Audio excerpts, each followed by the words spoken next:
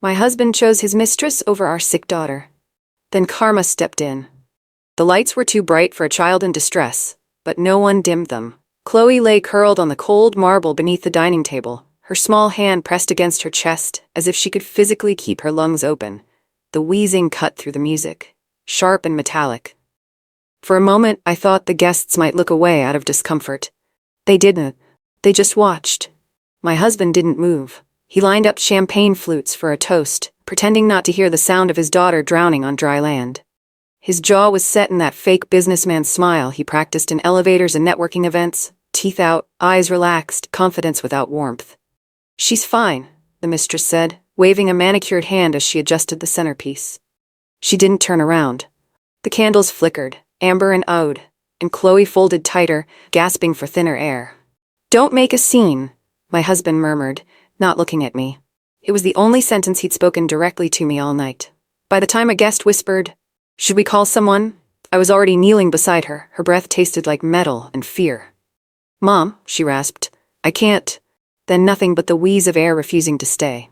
No one apologized. No one asked if she was okay. They just cleared space as the paramedics carried her out, oxygen mask pressed tight. My husband stayed behind. "Someone has to host," he said. If only that night had been the beginning. Endings aren't that generous. Betrayal starts quietly. The ambulance smelled like disinfectant and winter. Chloe's fingers were cold, her pulse shallow beneath the monitor. The paramedic asked routine questions. When I mentioned candles, perfume, and forgotten inhalers, there was a pause. Not judgment, not shock, just recognition.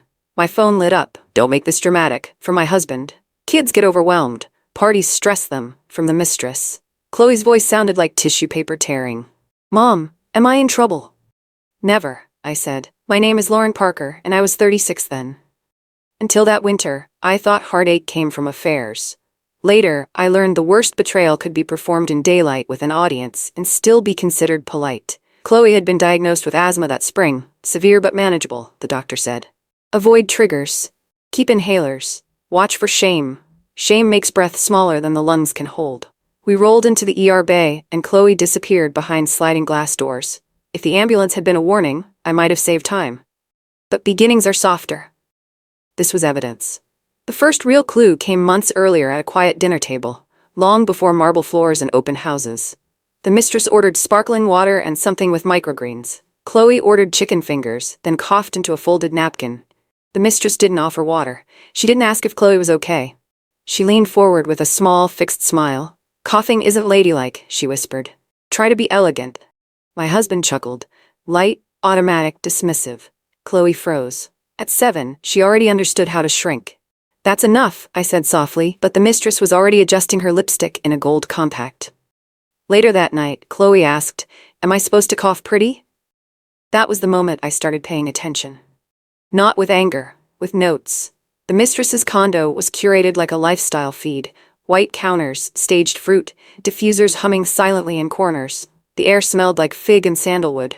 Chloe's shoulders tensed as soon as she crossed the threshold. "Don't touch the pillows," the mistress said without looking up from her phone. My husband beamed as if the condo were a trophy. "She's planning a rebrand," he told me. I didn't ask for details. He would have told me anyway. Chloe stood awkwardly, arms pinned to her sides. She eyed the diffusers the way prey eyes tall grass. "Is there an inhaler here?" I asked. "We don't need to medicate every cough," the mistress replied, voice sugar-laced. I didn't argue. I documented. When my husband filed for expanded weekends, he framed it as balance for Chloe. Judges like fathers who show interest, even if the interest is performative. The mistress sat beside him in court, hair smooth, demeanor nurturing, hands folded over a leather planner. "We provide stability," she said. Stability looked a lot like curated fruit and diffusers to them. Chloe stared at the exit sign the entire hearing, breathing too shallow for comfort. The judge granted weekends. My attorney whispered, "It could be worse." I nodded. It could always be worse. That's the trick with slow cruelty, it scales. The first influencer post came on a Saturday. A family brunch photo, my husband, the mistress, and a plate of lemon ricotta pancakes framed like a painting. Chloe had been there. I knew because I packed her lunchbox, but in the photo she didn't exist. "Why did she crop me?" Chloe asked over FaceTime, voice wobbling but steady. She didn't cry. She just asked the question, the way children ask about gravity. She wanted a different kind of picture, I said. "Am I not pretty for pictures?" That night, I printed the screenshot and slid it into a folder. Not out of pettiness, out of preparation. The mistress's brother pitched a real estate flip at a sushi restaurant. Linen napkins, ambient jazz, low lighting to hide shallow expertise. It's basically free money, he said, outlining numbers that didn't add up. My husband nodded along as though intelligence could be absorbed through proximity. Chloe colored quietly in a children's menu, coughing into her sleeve. Small buy-in, the brother grinned. Just need committed investors. The mistress placed her hand on my husband's forearm, a small, rehearsed gesture. He has great instincts. Chloe looked up at me then, eyes glassy. Not sick yet, just tired of being background. Sundays became rule recitations. No coughing at dinner, it ruins the vibe. No jackets in photos unless they match the palette. No medicine unless she approves. No noise. Who told you that? I asked. Them, Chloe said. No names, just them. I didn't argue. I wrote every sentence down. Real revenge isn't rage, it's record keeping. The open house was advertised as luxury family living. Families toured quietly, stepping around diffusers and bowls of imported lemons. The mistress floated through the condo in a cream midi dress, her voice hushed and reverent, as if she were guiding guests through a chapel. This kitchen photographs beautifully, she whispered to a couple, gesturing toward a marble island staged with croissants no one was allowed to touch. Chloe clung to my side, coughing into her sleeve. Even the lighting felt artificial. The air smelled like eucalyptus and ambition. A woman with a clipboard glanced at Chloe, then at me. Is she sick? She asked, voice neutral. She has asthma, I said. The mistress laughed lightly. It's mostly anxiety. Chloe disappeared into the bathroom during a coughing fit. I found her sitting on the closed toilet lid, eyes wet, breath shallow. If I cough out there, she whispered, people will look. Humiliation is a quiet education. Children learn it fluently. As guests left, a contractor approached me near the elevator. Rough hands, tired eyes. You're the mom? He asked. I am. He lowered his voice. She's behind on payments.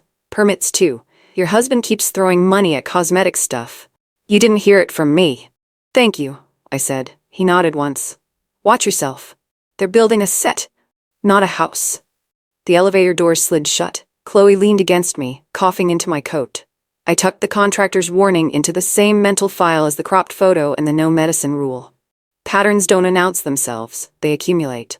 The first decline happened at a sporting goods store. My husband handed the cashier a card.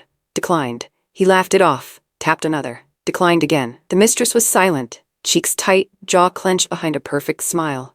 She didn't look at him. She looked around, checking if anyone she knew was watching. Let's go, she whispered sharply. Chloe, holding a pair of soccer cleats, asked, did we do something wrong? My husband stiffened. Not now. Dead is embarrassing. Shame is contagious. At Chloe's checkup, the pediatrician reviewed her inhaler usage, ER visits, and triggers. Perfume, diffusers, scented candles, she said, tapping the clipboard. These are not small issues. I try to avoid them, I said. But her father doesn't? I didn't answer. The silence answered for me. The pediatrician sighed. Severe asthma is not anxiety. It's not a personality trait. It's a medical condition. She printed a no-fragrance environment note for school and handed it to me. I'll document non-compliance, she added quietly. Medicine builds paper trails. Paper trails build consequence. The influencer party looked like a showroom for adulthood. Stemware, twinkle lights, curated charcuterie boards. The mistress filmed everything. My husband laughed too loudly. Chloe sat on a hallway bench holding an untouched glass of sparkling water. She looked small, not sick yet, just aware she didn't match the palette. Smile, the mistress chirped, angling her phone. Chloe tried. Her coughing ruined the shot. The mistress frowned. Let's try without her. That night, Chloe told me, I want to be less. Then they won't get mad. Children shouldn't know how to erase themselves. The lake house was a content shoot disguised as a weekend getaway. Drones hummed overhead. Scented candles burned in every room. Adults drank rosé at noon and rehearsed laughter for videos that would be edited into perfection. Chloe retreated to a guest bedroom. I arrived after midnight, having driven up when she texted.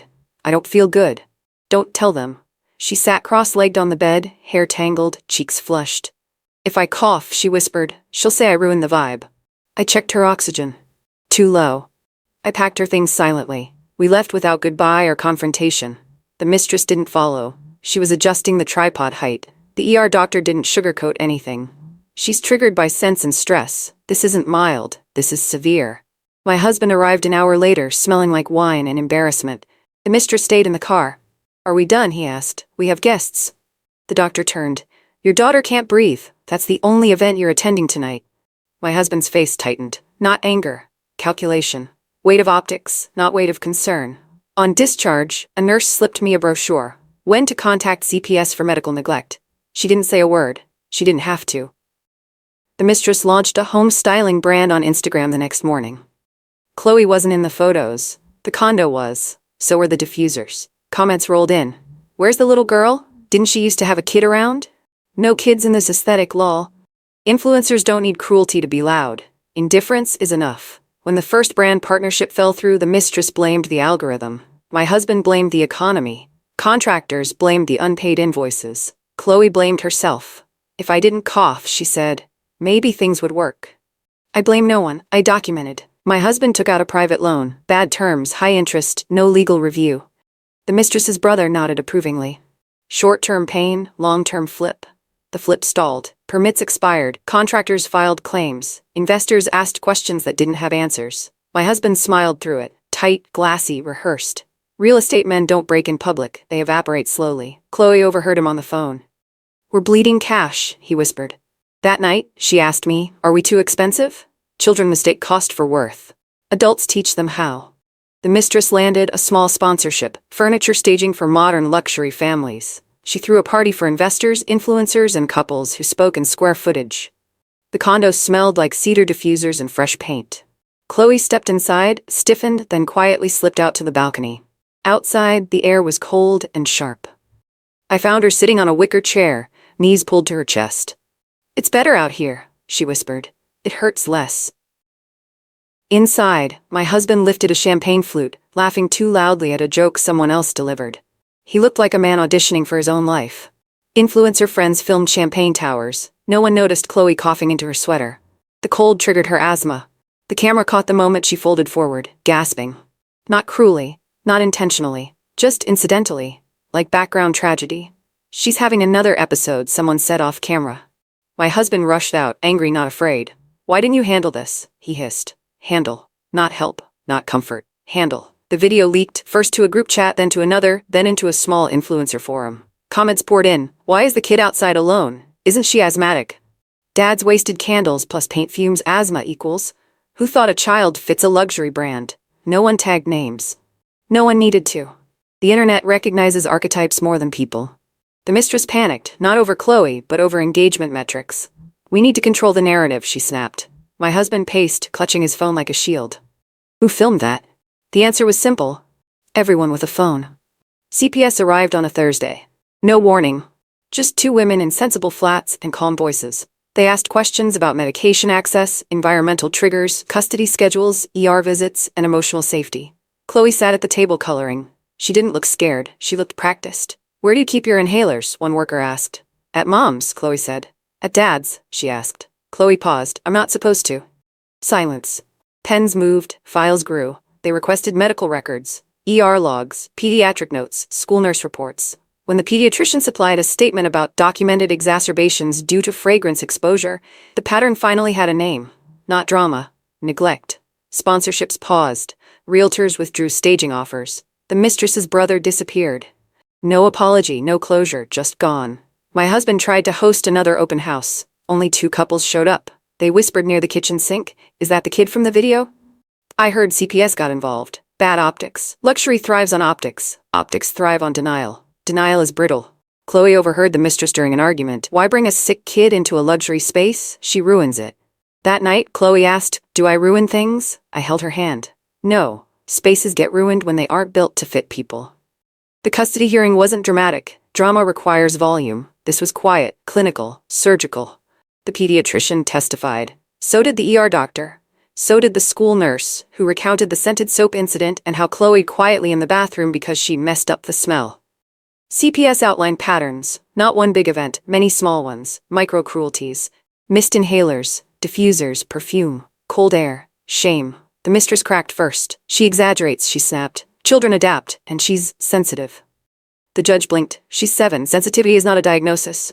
My husband stared at the table. Cowardice looks a lot like silence when finally tested. The judge granted me full custody. No shared weekends, no scented homes, no curated childhood. He cited medical neglect and emotional harm tied to environmental triggers.